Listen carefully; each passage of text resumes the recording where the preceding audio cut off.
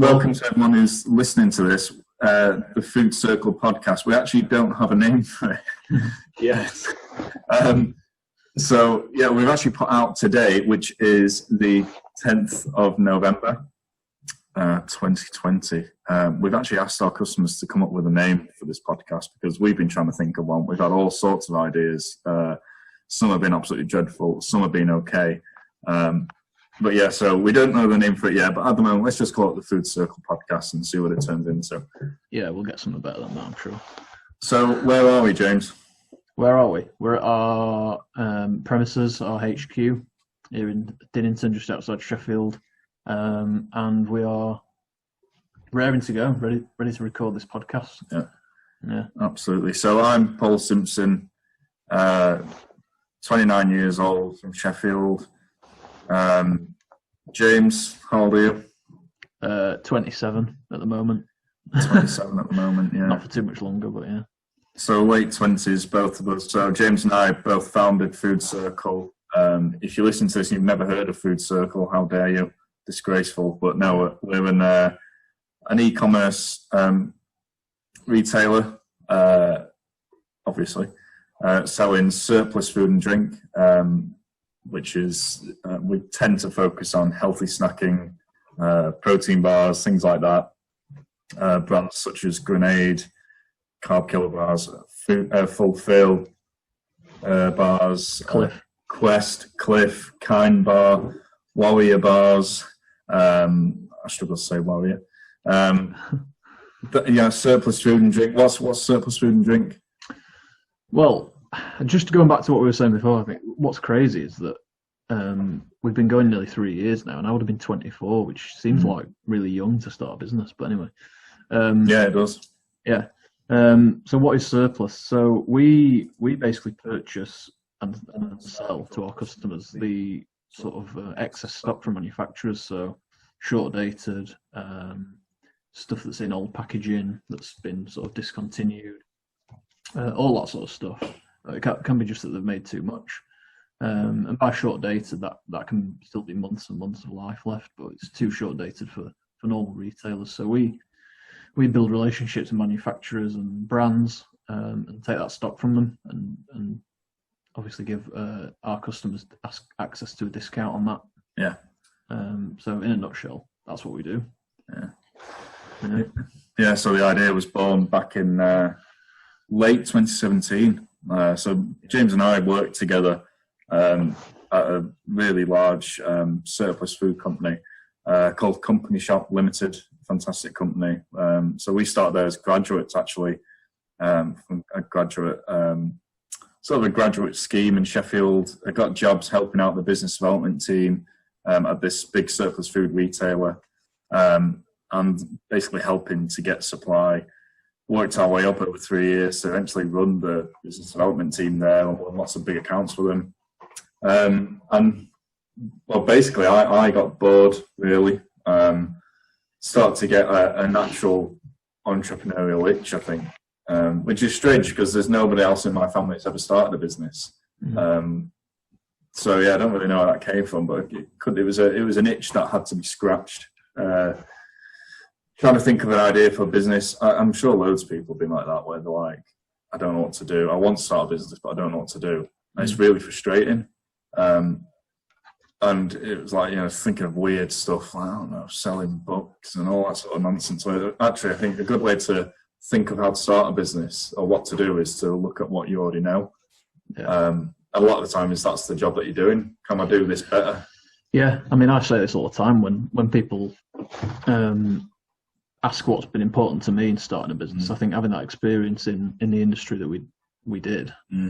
I mean, at times, obviously you and me as well, we thought about different industries and stuff like that we could go into, but it's a no-brainer really because it gave us that ability to hit the ground running in this industry, in this business. Because if we'd have gone into something that we didn't know, like that's starting a business, you've already got like a lot of hurdles to cross, and that's just another massive hurdle if you don't know the industry. Yeah. So I think starting in food and drink sort of turned out to be a no-brainer, really. Yeah.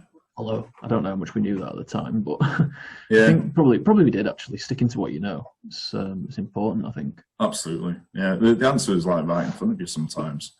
You could like take an idea that already works like Company Shop, where it's actually a bloody amazing business, amazing model, but thinking what can we do better here, or what can we do different, which for us was going on online, because we didn't really have the cash to build a big shop like they had, and also didn't want to buy the same stock that they've got, because that would have just been weird. Yeah. So it was like, well, we like protein bars, we like healthy snacks and all that sort of thing. We noticed that gluten-free actually at the time was like a really big trend. So I thought that might be interesting, try and tap into that. So yeah, started to sort of really sow the seeds of the idea.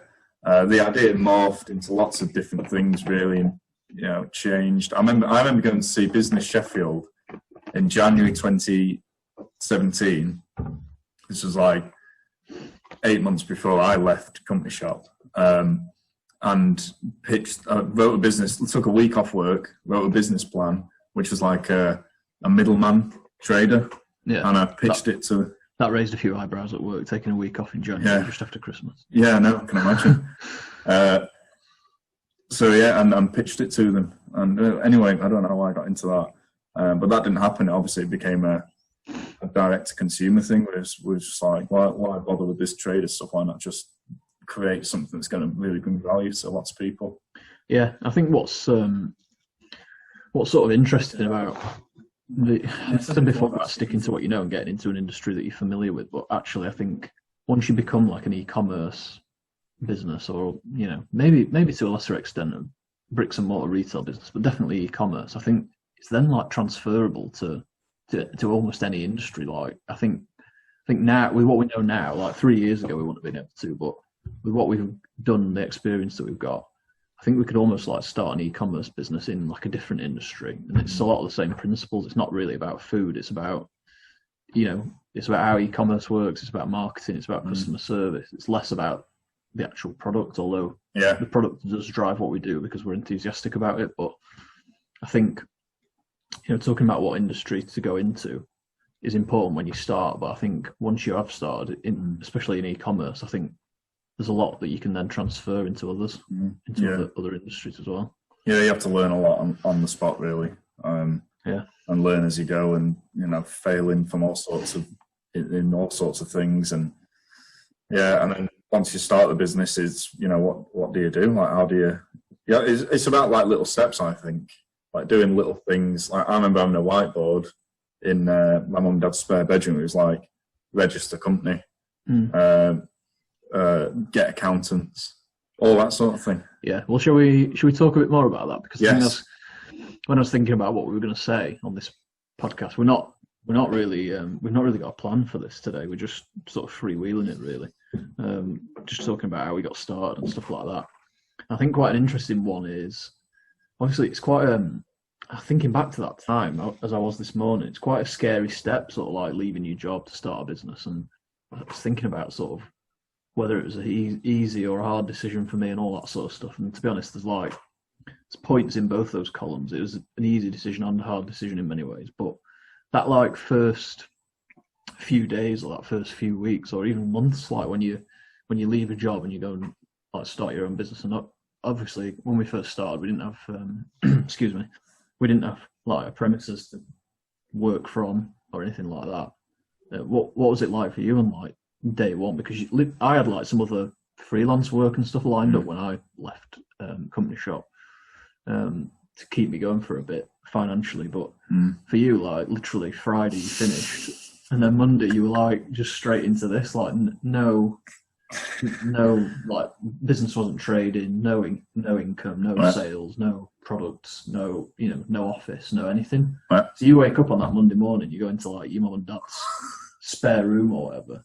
Well, like, I mean, I know how I felt, but what was that like for you? Because you were like straight into the deep end, and you didn't even have anything to keep you going for a bit.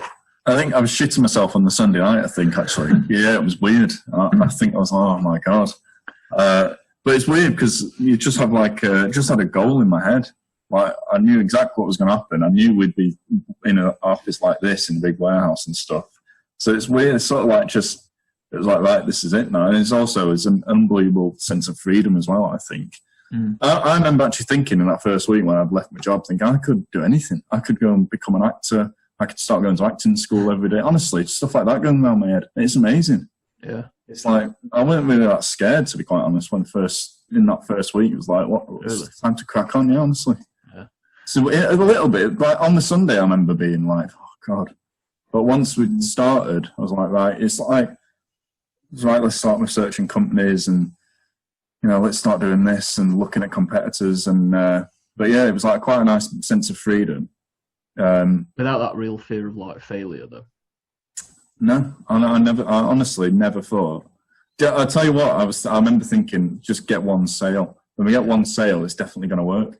Yeah. It's like, if one person buys, that we'd never heard of, not like, my mum or something. Like, if one person we've never heard of from, I don't know, Leicester or whatever, buys from us, which she was Leicester, and then it's going to work, which is actually a bit flawed, but that's what I had in my head. Yeah, that's true. And also I was prepared to fail as well. It's like, if it doesn't work, it doesn't work. Yeah, I mean, for me, I remember I had like 2 days being like, what have I done here? like, I had like my cards up from when I'd left and stuff like that around my home desk and stuff like that. And for like 2 days, like getting up and just being like, where's my like, because we were not in the same place, we didn't have an office or anything. We were like working remotely at the time. So it's like, where's my purpose? Where, like, I'm used to going into an office and having like a team full of people. Like, how many people worked at company shop head office where we were? Like 300 people. Yeah. Like going in and being surrounded by like hundreds of people. I miss that. Yeah, that's a good point. Seeing those faces every day and stuff like that. And we worked with some really good people. So at first I was like, why have I like stepped away from all that to sit at my desk in my bedroom at home and like not really have a clue what I'm doing, but that's like literally 2 days. Got used to it like really, really quickly, because it just like, once you start doing stuff and stuff to do, I don't know, it just completely took that. And it's like anything in life, it's amazing how quickly you adjust to like a new normal, which obviously has been a phrase that's taken on a new purpose this year. But literally like day one, like upset, like genuinely, like not because I didn't believe in what we were doing or that I didn't want to do it or anything, because I did, because I made that decision. But I don't know, just that weird feeling of like, I can't get that back now without it being difficult. I've left, I've committed. Like, that's natural though, I think. That's why hardly anyone does it, because it's like you're leaving the support of the paycheck. There's not going to be a salary commitment. Comfort zone. Yeah, massively. It's good in a way. But yeah, I had that a little bit on the first day. I was like, I miss like, our mates at work and stuff, but soon got over that. I knew that was coming though. I knew I'd be like that.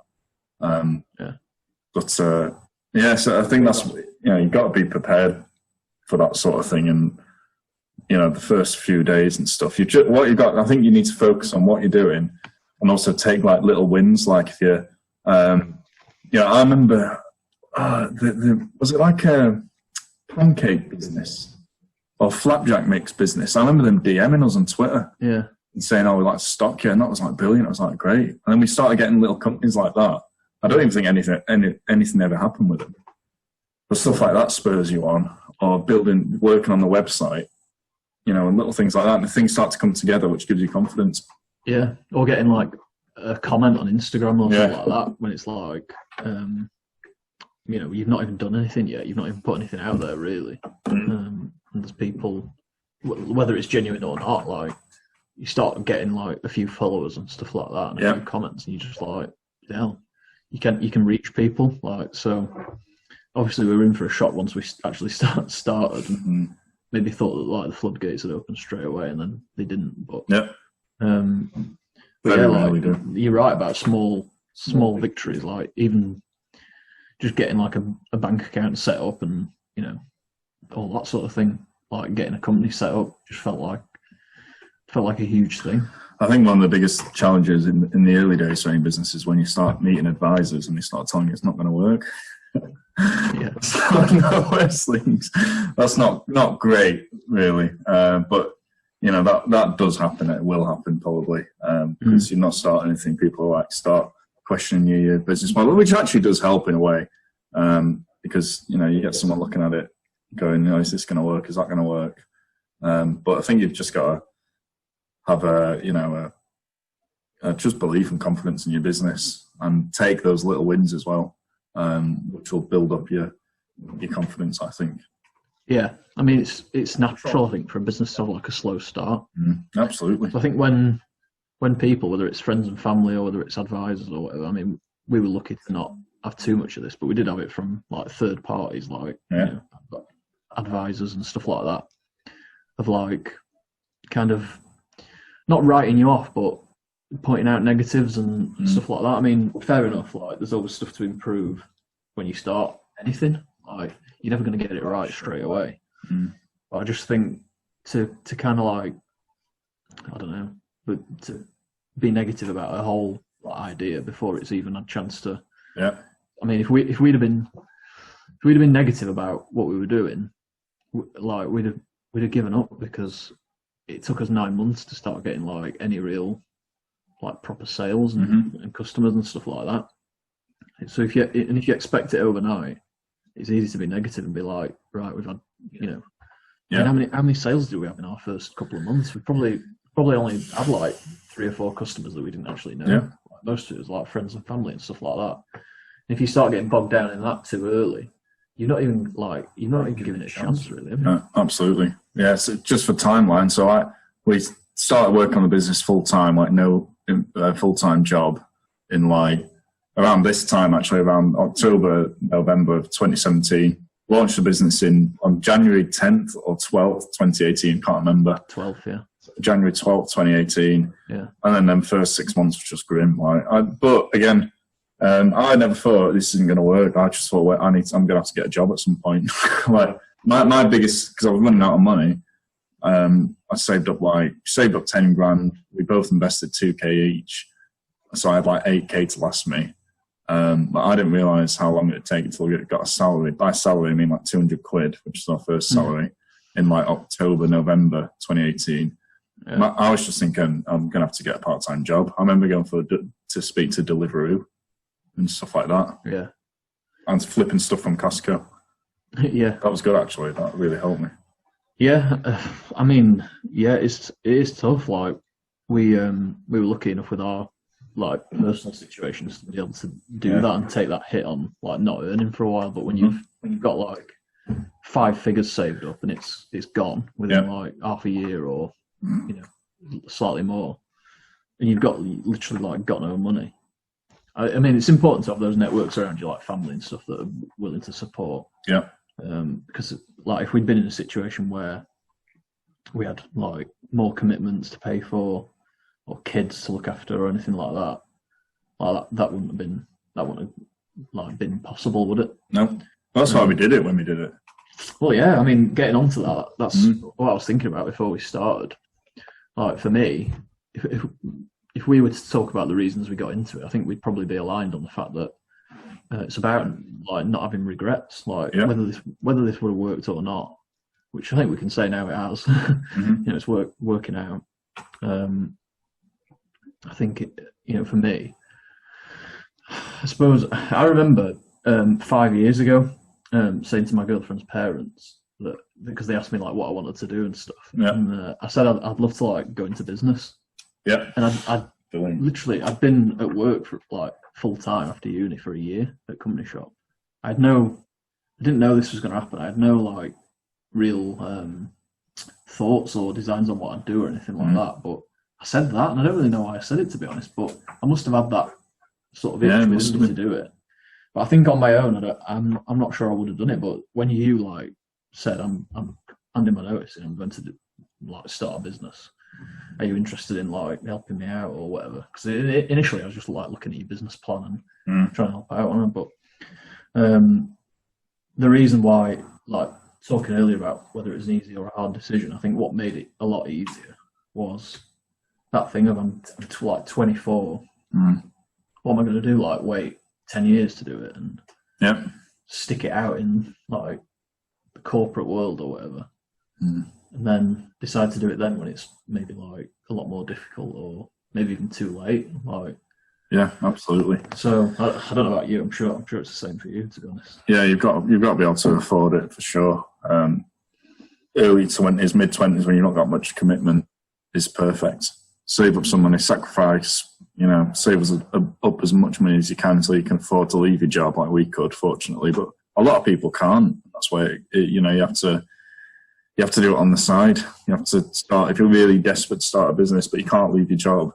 That's when you get home from work and you start working on it. Yeah, I mean, it's not a catch-all, is it? I mean, it's not to say that you can't do it another way. You can do it later in life. You can do it as a side thing. But for me, I think going all in made a massive difference. Like, I mean, I know I had a bit of like temporary work to start off with when I left my full-time job, but like being all in full-time and that being your only focus, like people talk about making a quick buck and stuff like that, and side hustles and stuff like that. And obviously, you can do that, but I just think if you're going to build something that's sustainable and like successful and long-lasting and stuff like that, I think there's got to be definitely like an element of just being all in on it, being your total focus.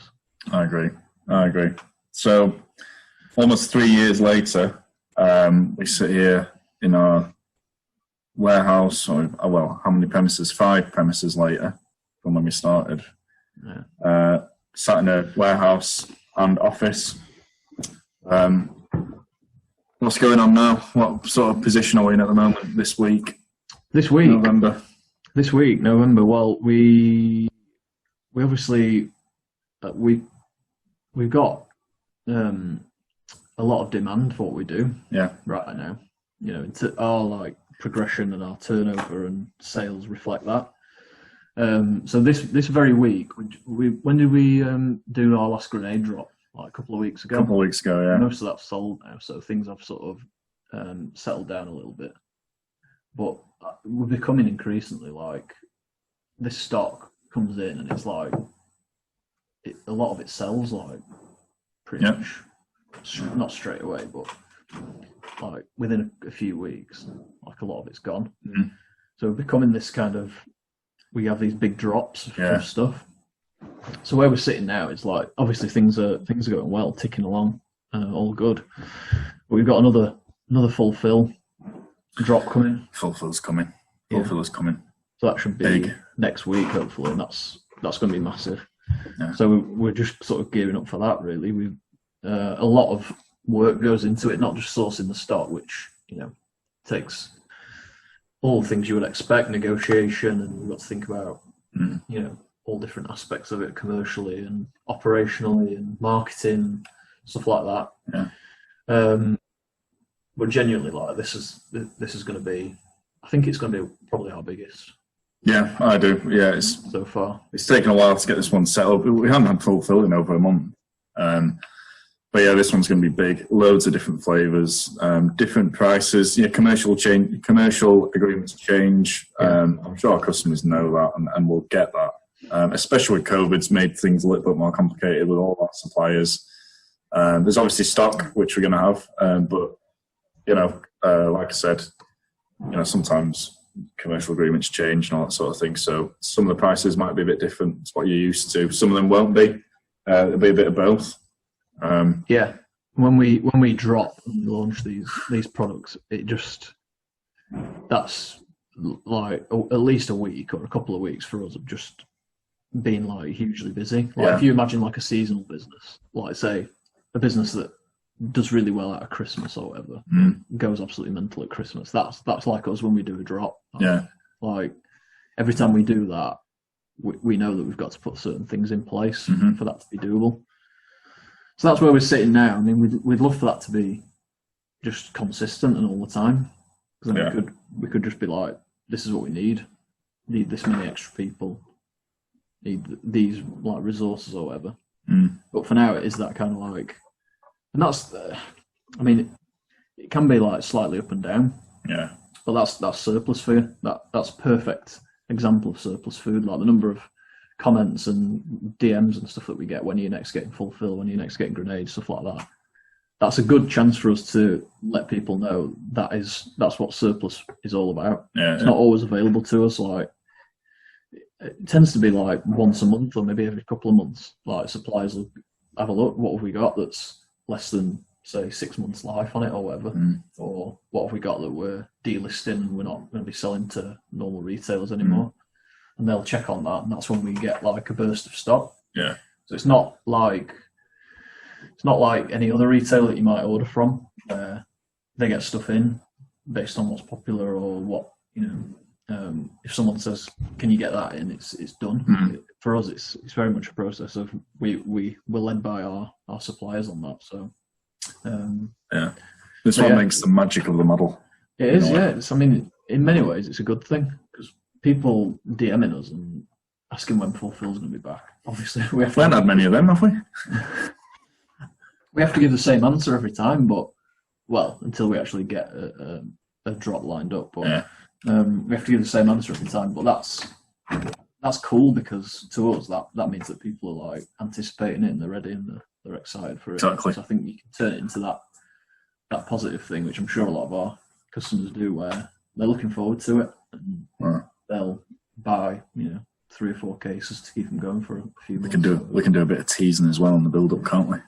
Yeah, it's always good. That always builds things up. I think we nailed the grenade one the other week with the just drip feed and what flavors are coming in, all that sort of thing. I don't think we'll be able to do it on this occasion with Fulfill because there's quite a lot. But yeah, we always enjoy doing stuff like that. Yeah, and people when people like it. People like it, apart from when they don't realise what when it's launching and they think that they've missed out. But yeah, that does.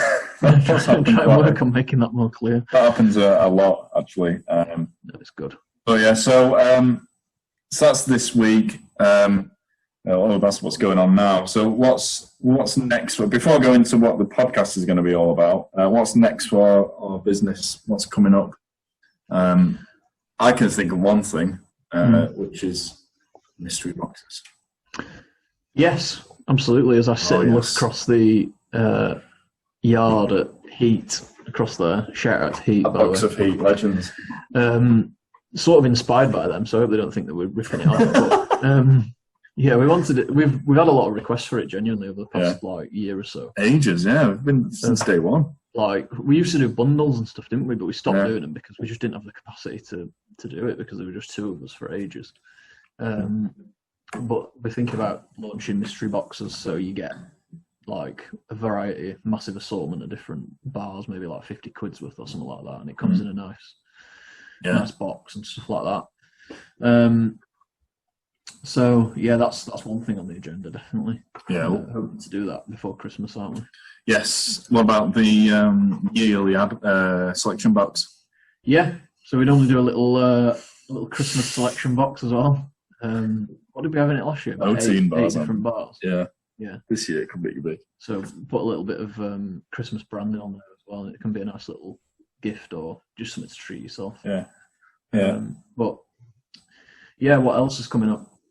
More brands. We've got that fulfilled drop. Keep trying to get more brands and stuff like that, and more of the same from our most popular suppliers. Yeah. What's coming up immediately? Some more kind stuff, different flavors. So these have been nice. going down pretty well recently. Yeah, they are actually. Kind bars. So got some more of that in, which is great. Yeah. And yeah, what else are we doing? We're trying to do more stuff like this. Yeah. More interaction with our customers. I think every time we do like an Instagram live or whatever, we always say afterwards we need to do more of these because we really enjoy it. So yeah. And hopefully this podcast is a bit more of a window into things that we do and how we do it. Yeah. And hopefully people enjoy it. Yeah, absolutely. So yeah, I think you just touched on the next point really is why are we doing a podcast? Are we just copying everybody else with everyone and their dog seems to be doing a podcast at the minute? But the answer is yes, we are in a little way. No, but basically we wanted to do this for quite a while. We actually did a practice one last year. I don't even know where that ended up. Yeah, it's on my laptop. Oh, is it? Maybe that'll be released in a few years. Yeah, maybe. So I have to buy that for a lot of money. So yeah, I think we want to we want to keep our customers informed. It's a nice way for people to listen to us and what goes on behind the scenes and in audio form. Talk a bit about business, and we're going to have guests on the show. We're going to try and interview some people and speak to them about running the business.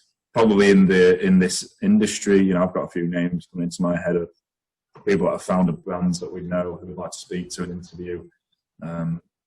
People, maybe some influencers in the industry. I don't know. A bit of that really. And we'd love to hear. We're going to put out to people what they want to hear as well, and we always think about customer first or the listener first in this case. So yeah, if anyone's listening to this and thinks of ideas and wants what they want us to do on it, let us know. Yeah, I'm thinking around like themes and topics as well. If there's anything, not just food circle wise, because it is, it's not all going to be about that. It's about the industry or business in general. Because I don't think we consider ourselves as like experts or anything like that, but we've learnt a lot over like the last 3 years. We've got a lot to offer, I think, in terms of insights into starting a business and stuff like that. And we know people who can offer different insights as well. So yeah, if anyone's got any ideas for like themes, topics, questions they want answering, I'm thinking, sometimes it's simple stuff, isn't it? Like a lot of starting a business is the mental side of it, how you cope with it. So, resilience and dealing with failure, dealing with criticism and knockbacks and stuff like that. They're just some of my ideas that are coming into my head, and I'd love to explore some of those things more. That's a good idea. But as well as that, like anybody you'd like us to speak to, or any topics that anybody can think of that they want to hear us talk about and get our insight on. Yeah, that'd be cool. Yeah, that's a good idea. Like we could do, a mental health one. We could do a football one. Yeah, talk about football. Yeah, James is look at that. He's sporting an absolutely clean, pristine Doncaster Rovers gilet. Yeah, and that's impressive. I think people it's not the height of fashion, is it? But it's keeping me warm up here anyway. So. Yeah, but I think we've run out of time. I enjoyed that. How long was that? It doesn't actually say on Zoom. Anyone listening that knows Zoom, I've been trying to Google this morning. I want a timer to show us how long we've been going, but I can't figure it out at the minute. It's okay. I think we're well within 45 minutes. Is there anything else we want to say? I don't think it's been that long yet, has it? We can edit this bit. I don't know. No, I actually can't think of anything. Well, there we go. A brave new world, isn't it? Starting a business, starting a podcast. Yeah, we don't even know what we're doing. Good theme of starting. Yeah, it is. It's always difficult, but I'm sure we'll get better at it. And I hope it sounds and looks all right. But if not, then we can tweak that. But in general, yeah, I don't think I've got the most animated voice ever. And I'm not sure you'd consider yourself either. Definitely not. So practice makes perfect. So bear with us, and hopefully it'll make for compelling listening as we go on. Yeah, and we're actually coming up on a podcast pretty soon. On the 12th of November, we are going on, or will be on, the Films with Amigos podcast. Yes. If you've not heard of it, check it out. Films with Amigos. It's actually brilliant. It's some couple of my mates started it, and they talk about films. We've chosen the film to talk about in our episode. What is it? Grand Budapest Hotel. Yeah, it's fantastic. It actually is. It's why we picked that. Why we picked it? Because it's visually amazing. Yeah. It's funny. It's got. I mean, I've got the DVD for it. I got it out the other day, and I went, bloody hell! This cast is incredible. Yeah. People that are in it. Edward Norton. It's unbelievable. Ralph Fiennes. You can't believe that many people. They pitched this to that many to like top level Premier League actors. Yeah. And they all like went for it because normally they want the limelight, don't they? Yeah, exactly. So having to share it with that many other people. Isn't what's his name in it from Ghostbusters? He makes a cameo appearance, doesn't he? Who's that? We can discuss this on Films with Amigos, can't we? We don't want to give too much away at this point. No, we don't. Bill Murray. Sorry, Bill Murray. Yeah, Bill Murray's in it. Bill Murray's in it. Yeah. I've got to admit now that I've not seen Ghostbusters. So that's why I didn't know he was talking about. No, I watched it a lot when I was a kid. So yeah, check that out. 12th of November, Films with Amigos. That's going to be really cool. And yeah, full drop coming this week. Yeah. And you can follow us on Instagram as well, can't you? Follow us on Instagram at Food Circle Supermarket. Follow us on Facebook. Like us on Facebook /Food Circle Supermarket. Follow us on TikTok. We do TikTok, no dancing at the moment, but who knows, that might come at some point. Yeah. Again, at Food Circle. Twitter at Food Circle UK. You can follow us both on Instagram as well. Follow us both on Instagram at James Food Circle. I think mine's got an underscore after James. Has it? I think so. I might change that actually. I don't think it has. I think it has. Well, I didn't know. This is professional, isn't it? This is really slick. Well, that's a worry because I've been telling customers to follow you, and I've been calling you James at James Food Circle. Yeah, it's got an underscore. I might change that. Oh God! Oh no! Maybe that's why I've not got many followers. By the way, spreading the words wrong. Well, probably, yeah. By the way, I think I mentioned at the start of the podcast, we put out name ideas for this podcast. We've had one. People must be struggling because we've had one so far. What is it? In the last hour. Food Circle Supercast. Okay. I like that. No, that's good. No, that's good. I like that. That's from Mark Watson. Thanks, Mark. Yeah, thank you, Mark. Food Circle Supercast. Yeah, not what I expected. Actually, I quite like that, yeah. Were we thinking back to business or something? I don't like that. I'm not keen. So if it ends up being that, then you know that we're devoid of ideas. Yeah. What do you think to back to business? We don't even like it ourselves, and that was the name that we had for it. But anyway, thank you, James. Thanks for being. Yeah. Thanks very much. For being a guest on the Food Circle Super. Am I a guest? No. I'm a co-host. Me and James both been guests, and James has been great to have you. Yeah. Thanks very much. It's a pleasure to be here. Thanks for listening. Bye.